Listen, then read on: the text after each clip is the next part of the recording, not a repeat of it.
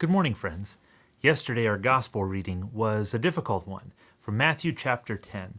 In it, we hear Jesus telling his disciples how hard their lives are going to be, how hard it's going to be as they follow him from town to town, how they're going out like sheep among wolves, how they may even face being ostracized or criticized in their own families.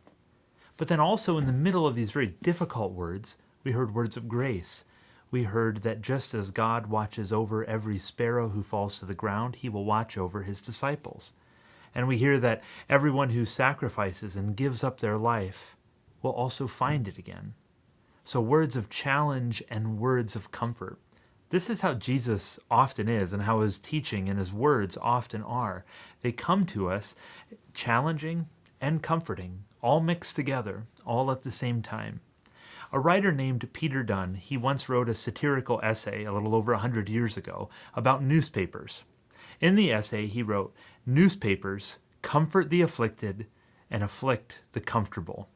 Now, he meant that newspapers were trying to do more than they should do, but I think that the phrase comfort the afflicted and afflict the comfortable is a good way to describe Jesus and Jesus' teaching. Wherever Jesus went, he often managed to do these two things at once: comfort the afflicted and afflict the comfortable.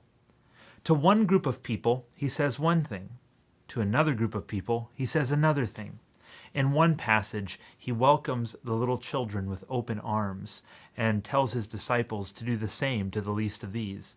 And then in the very next passage, he tells a rich young man that he cannot enter God's kingdom unless he sells everything he had and gives to the poor. So to the one group of people, the bar was lowered and he lifted them up. To the other, he made him jump over a very high one. This is what Jesus does all the time, one passage and then the next. But a lot of times, Jesus simply says one thing. He says one word or does one act.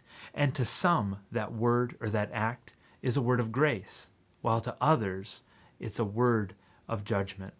Think about when Jesus accepts the outcast or the unclean. Well, that's an act of judgment to everyone who rejected those outcasts or who labeled those people unclean. Think about the woman who was caught in adultery when Jesus said, "I don't condemn you." Well, what about all those people who condemned her? That's a word of judgment to them. This is how Jesus' words are. They afflict the comfortable and comfort the afflicted. To some, Jesus' words come as a word of hope. To other, Jesus' words come as a word of challenge. This is how Jesus often is. But sadly, Jesus' words have often been misused, and they've been turned around. Sometimes Jesus' words are used to comfort the comfortable and afflict the already afflicted. Jesus' words have been used to prop up dictators, to support wars, and even slavery. And they've been used as excuses for people neglecting the plight of the poor or the oppressed. Jesus' words have been used to make the rich feel comfortable about themselves and make the poor feel like something is wrong with them in their poverty. They have been used to support religious exclusion and segregation. And yet, for all their misuse, Jesus' words continue to have power. They break free of all their misuse. They still manage to afflict the comfortable and comfort the afflicted. Because sometimes we are the comfortable, right? We are the ones that can live our lives without paying attention to the needs of others. We're the ones that can live our lives only worrying about what I am doing and what I'm worried about. And we need Jesus' words to come and shake us up.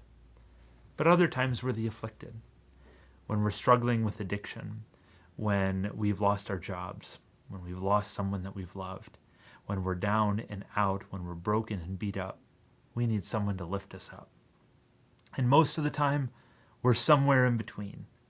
We're people who need afflicted and need comforted.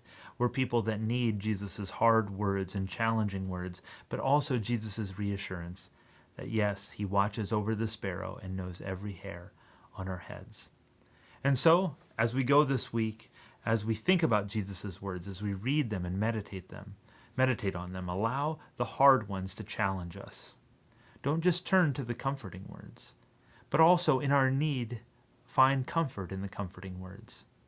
A good rule of thumb is if you're ever reading Jesus' words in order to exclude someone or to say someone doesn't matter, you're probably reading the wrong end of them. And if you're just reading them to make yourself feel better about yourself, you're probably reading them from the wrong way. Instead, allow them to do their work in our lives, in our families, in our communities. May God be with you, and have a good week.